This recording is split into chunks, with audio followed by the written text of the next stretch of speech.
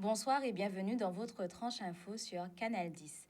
Au sommaire de l'actualité de ce jeudi 29 décembre, un meurtre à Sainte-Rose et un conflit sanglant de voisinage à Port-Louis, la signature de contrats civiques pour les jeunes de Gosier et Trois-Rivières, et nous recevrons Kidzi du jardin Alexina qui nous parlera culture avec la tradition du bain des marées. Mais pour l'instant, place au récap judiciaire du jour.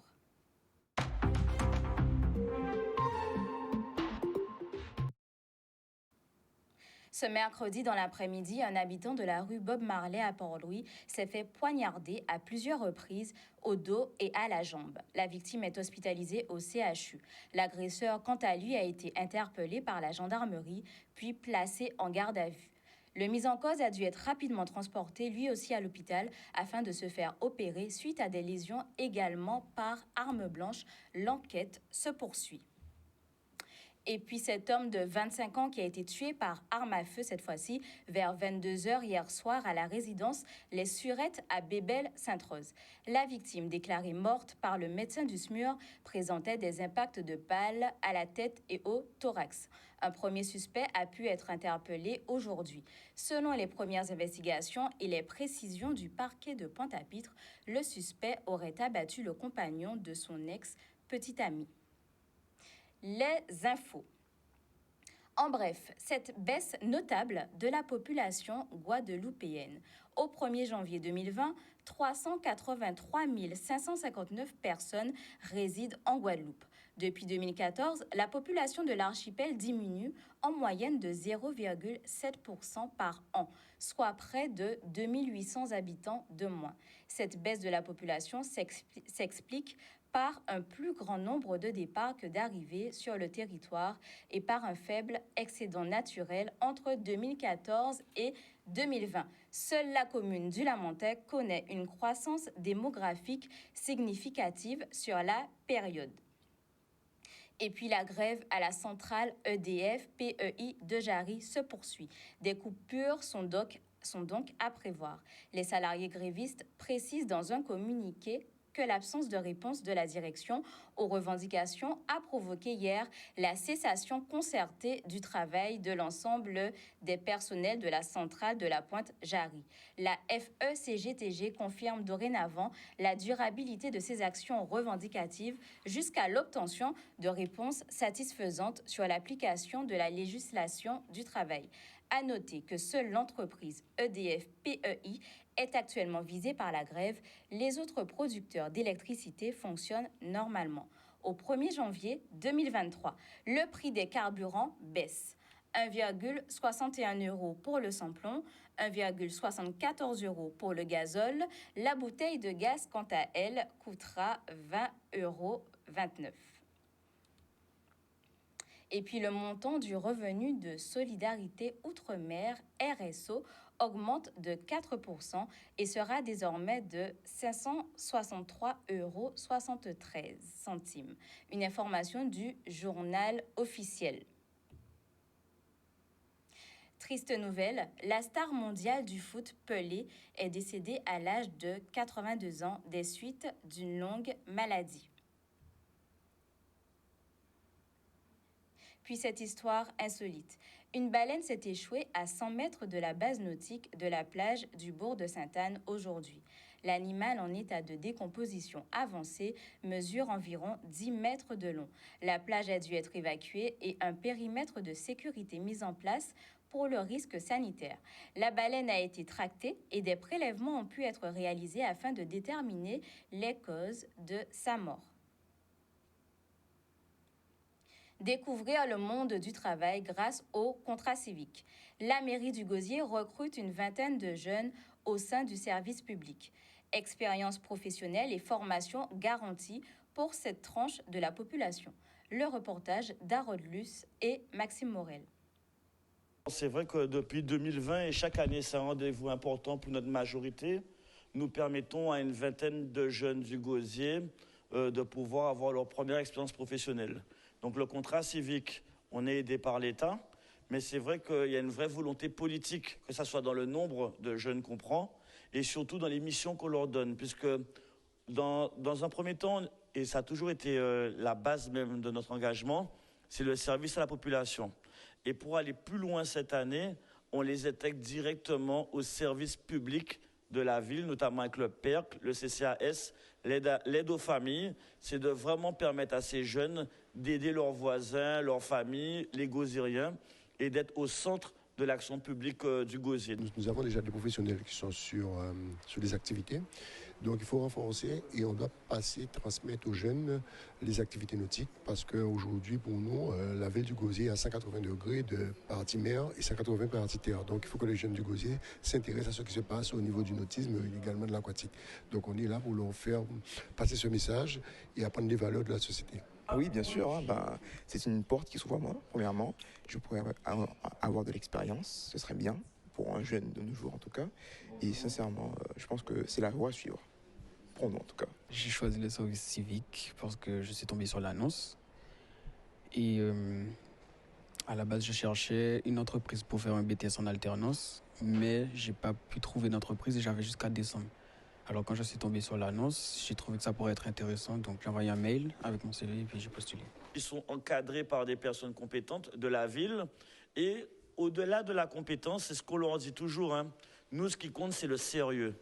On remarque qu'aujourd'hui, ceux qui s'en sortent dans la vie professionnelle, ce sont les plus sérieux. Ceux qui ne sont pas en retard, ceux qui ne sont pas absents, ceux qui sont à l'écoute, ceux qui sont capables de reproduire des tâches ou même d'entreprendre une tâche et de dire, voilà, je pense qu'on pourrait améliorer en faisant ça. Aujourd'hui, ils sont force d'action, mais on leur demande aussi d'être force de proposition. Donc aujourd'hui, je ne pense pas qu'il y ait de frein. Le seul frein, c'est la fainéantise ou le manque de volonté. Mais s'ils sont dynamiques et volontaires, il n'y a aucun problème. C'est quoi votre diplôme le plus haut et que vous avez déjà fait professionnellement? Je n'ai pas de diplôme. Pas de diplôme? Pas du tout. Donc en gros, c'est une chance pour vous de pouvoir montrer que même sans diplôme, vous pouvez être apte pour travailler. Oui. D'accord. J'espère que notre chance va vous permettre de fonctionner demain. Oui, d'accord. Si je vois qu'un jeune du Gosier a des compétences ou des diplômes par rapport à un poste, je propose toujours. Après, c'est important. Donc, dans mon cabinet, on a une CV Tech de tous les jeunes du Gosier. Et dès qu'il y a quelque chose, on propose. La commune de Trois-Rivières offre également à ces jeunes l'opportunité d'être embauchés dans le cadre de contrats civiques. 10 administrés travailleront ainsi au sein de leur mairie. Reportage. Pour une durée de 8 mois. Donc je suis très fière parce que je vais pouvoir venir en aide à des gens qui ont peut-être pas l'occasion de s'occuper de leur santé ou des choses comme ça. Et c'est quelque chose de nouveau qui commence pour moi. Même si j'ai déjà travaillé avant un service civique, ça fait toujours plaisir à faire, surtout pour notre commune. Un début, c'est une ouverture pour pouvoir poursuivre ma carrière professionnelle. Aujourd'hui, là, être aux côtés du maire de Trois-Rivières pour la région, c'est un plaisir, c'est un honneur, puisque nous avons accompagné cette collectivité pour la mise en place de cette cohorte de plan civique. Donc c'est normal que nous soyons là aujourd'hui lors de cette cérémonie. Effectivement, outre les aides d'accompagnement financier que nous mettons en place pour la mairie, nous avons proposé aujourd'hui un exemple d'accompagnement des jeunes sur le permis de conduire. Il faut savoir aujourd'hui, la collectivité régionale à Richard-Luce, aujourd'hui, nous sommes passés de 800 à 1000 euros l'aide pour l'accompagnement au permis de conduire. Donc c'est un exemple qu'on a pu donner aujourd'hui aux jeunes pour dire que la collectivité régionale est là, accompagne les collectivités, mais accompagne aussi les jeunes dans leur démarche personnelle. Nous avons eu à cœur de recevoir ces 10 contrats civiques, mais aussi les 3 jeunes qui ont accepté dans le job dating que nous avons effectué de pouvoir réaliser une formation dans l'agriculture et être intégrés au sein de l'entreprise qui les accueille. Donc je tenais à remercier cette entreprise de M. Vengataramen Teddy. Et donc, je tenais à aussi remercier notre partenaire incontournable qui est la région Guadeloupe qui nous accompagne dans le cadre de ces contrats civiques et qui nous permet aujourd'hui d'aller plus loin. Donc, nous avons une grande satisfaction parce que si nous devons faire le bilan de notre année, après avoir pu lancer le premier chantier d'insertion, de lancer le deuxième, de lancer les contrats civiques, de réussir des job dating, nous disons que nous sommes bien aux côtés de cette jeunesse de Trois-Rivières. Nous sommes bien aux côtés de cette jeunesse de la Guadeloupe. On ne peut pas réussir seul, donc c'est la raison pour laquelle notre partenaire, la région Guadeloupe, M. Richard-Luce, que nous remercions, et toutes les toute l'équipe qui s'occupe de la partie insertion, accompagnant cela par M. Eddy Chateaubon. Donc nous leur disons un grand merci pour cet accompagnement. C'est une jeunesse satisfaite en cette fin d'année. C'est une jeunesse qui se dit que oui, cela est possible. Et avec la ville de Trois-Rivières, avec tous nos partenaires, nous allons pouvoir réaliser tout ce qui est possible pour eux. Après une suspension il y a moins d'1 an, la vente des fleurs de CBD est définitivement autorisée par le Conseil d'État. Un soulagement pour les boutiques. Charlie Dagonia a pu interviewer la gérante d'un CBD shop à Jarry. Pour nous, en fait, ça représente le fait on a toujours été légal, mais là, ça marque un point officiel. Il n'y a plus d'histoire par rapport au CBD. C'est une avancée, c'est un changement dans les mœurs et je pense que c'est très important qu'on avance à ce niveau-là. Voilà, les gens vont voir que le CBD, c'est légal, c'est important, c'est bon pour la santé et il n'y a plus à se cacher, voilà.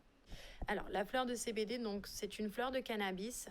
La molécule de CBD, en fait, en elle-même, est un anti-inflammatoire et un anti-anxiolytique naturel. Donc, elle peut être utilisée pour différentes pathologies ou pour différentes raisons et ça aide beaucoup de personnes.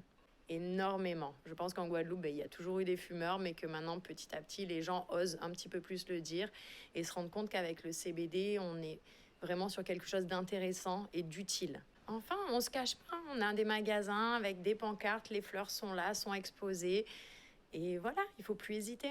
Alors, je pense que les gens doivent d'abord essayer. Le CBD n'est pas seulement à fumer. Voilà, ça peut être présent sous forme d'huile, de pommade, de thé, de café. Il y a beaucoup de bienfaits dans cette plante. C'est vraiment très important de le comprendre. C'est une plante très utile et je pense que les Guadeloupéens doivent essayer et que ceux qui en consomment doivent continuer à le faire et le montrer autour d'eux. Ne plus se cacher. C'est quelque chose en plein essor et il faut continuer à ce niveau-là. C'est très, très important. Nous l'avons tous expérimenté. L'année 2022 a marqué les esprits de par ses pluies torrentielles. Pour autant, la pluviométrie n'est pas forcément différente des années précédentes. Place au bilan. On a des quantités de précipitations qui sont plutôt hétérogènes sur la Guadeloupe. Ce qui a été marquant en 2022, c'est que nous avons eu 3 épisodes pluvieux assez marquants. Donc un premier en février 2022 avec beaucoup de pluie sur le relief. Un second fin avril 2022 avec énormément de pluie en grande terre, notamment dans les grands fonds. Et enfin, la tempête tropicale Fiona que nous avons eue le 16-17 septembre 2022. Donc, l'esprit est marqué par ces forts épisodes pluvieux. Pour autant, nous ne sommes pas dans une année qui est plus pluvieuse que les années précédentes. On a certaines stations où on a une pluviométrie qui se rapproche de ce que l'on a eu les années précédentes, mais on a aussi beaucoup de stations qui ont une pluviométrie qui est en dessous de ce que l'on attend habituellement pour une année classique. Donc, de plus, si on regarde le mois de décembre, c'est plutôt une tendance à la sécheresse, notamment sur la Grande Terre qui est mise en avant. Donc, on ne peut pas dire qu'on a eu une année fortement pluvieuse en 2022. On a eu des épisodes pluvieux marquants, mais si on regarde l'ensemble de l'année, on est sur une année, je dirais, plus sèche pour certaines stations, notamment côté Grande Terre, et plus humide, notamment pour le sud Basse-Terre. Une activité cyclonique très calme, malgré les annonces qui avaient été faites, puisqu'on était dans une phase de la Niña qui était assez importante. Pour autant, ça n'a pas généré beaucoup plus de cyclones que ce qu'on observe habituellement. Mais là encore, comme on dit, il suffit d'un cyclone. Et donc pour la Guadeloupe, ça a été Fiona. Donc voilà, pas un cyclone venteux, pas un épisode de vent marqué, mais par contre, énormément de pluie. Et donc avec les dégâts que l'on connaît. Donc ne pas forcément se fier en se disant qu'il y en a beaucoup, il n'y en a pas beaucoup. Il suffit d'un cyclone pour qu'on puisse avoir de forts dégâts à l'échelle de la Guadeloupe. C'est des petites averses qui défilent comme le vent est véloce, donc ça défile vite. Donc un coup il fait beau, un coup il pleut, toujours sur la ligne, on le voit sur le radar, on a toujours cette petite ligne là, nord-Basse-Terre, on le voit ici. Donc voilà, donc en fin de semaine, demain il va faire beau, demain matin. Par contre, fin de semaine, évidemment, on sera entre la pluie et les belles éclaircies, voilà, et puis les températures fraîches, et puis une mer entre guillemets fraîche, 27 degrés. Et voilà, donc on va commencer l'année tout doucement sous la pluie et le soleil. Le bain des marées. Cette tradition qui consiste à se débarrasser des mauvaises énergies de l'année et s'attirer les bonnes grâces du destin afin de bien commencer une nouvelle ère. Pour en parler, nous recevons ce soir une spécialiste en la personne de Kidzi. Bonsoir. Bonsoir tout le monde. Alors Kidzi, est-ce que vous pourriez nous expliquer en quoi consiste le bain des marées? Alors, le bain des marées, comme son nom l'indique, c'est pour se démarrer, c'est-à-dire c'est pour laisser ce qu'il y avait derrière pour repartir sur de nouvelles bases. Alors, comment se pratique justement ce bain des marées et comment est-il inscrit dans notre culture guadeloupéenne? Alors, traditionnellement, ce bain se fait à la fin de l'année. Donc, on utilise généralement tout ce qui est remède rasier. Donc là, je vous ai amené quelques plantes rapidement. Donc, on utilise les plantes et on va généralement au niveau des embouchures, au croisement entre deux eaux, c'est-à-dire la rivière et la mer, ce qu'on appelle eau saumâtre ou eau braque. Est-ce que vous pourriez nous donner justement des exemples d'embouchures pour ceux qui veulent pratiquer le bain des marées? Alors, vous avez celle de Viard, Capesterre, vous avez Goyave, vous avez pas mal d'endroits. Moi, j'ai un endroit de prédilection, mais je préfère le garder pour moi, bien sûr. Mais il y a pas mal d'endroits. Il y a Port-Louis, Vieux Habitants, il y a pas mal de coins, d'accord?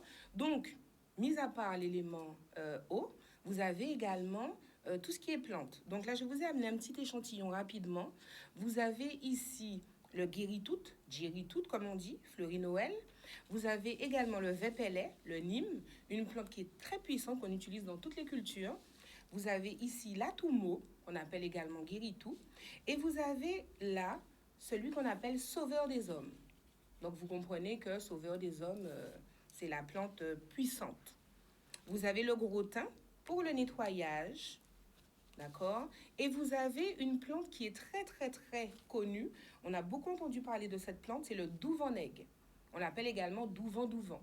Donc celle-ci, elle sert vraiment à nettoyer, à purifier et à lutter contre certaines énergies négatives.